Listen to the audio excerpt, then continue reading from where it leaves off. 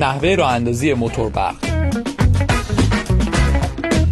بعد از خرید موتور برق مهمترین کاری که باید انجام بدیم مطالعه دفترچه راهنماست. اینجوری چم و خم راه اندازی و کار با دستگاه دستمون میاد. اولین مرحله راه اندازی بررسی روغن موتوره. روغن موتور داخل دستگاه نیست. باید از 1 لیتر روغن 1040 اتومات برای موتور 4 زمانه استفاده کنیم. همیشه حجم روغن باید روی خط بالایی شاخص گیج باشه. بعدش هم در باک سوختو باز میکنیم و بنزین میریزیم. هیچ وقت نباید مخزنتو بالای صافی بنزین پر کنیم. برای راه اندازی موتور کلید برق AC باید رو حالت آف باشه. بعد اهرم شیر سوختو در وضعیت آن میچرخونیم. توی دستگاه‌های کیلس دریچه ساسات و گاز برقی و نیازی به باز و بسته کردن ساسات نیست. کلید آن رو میزنیم تا برق داخل مدار بیاد. بعد استارت میزنیم و روشن میشه.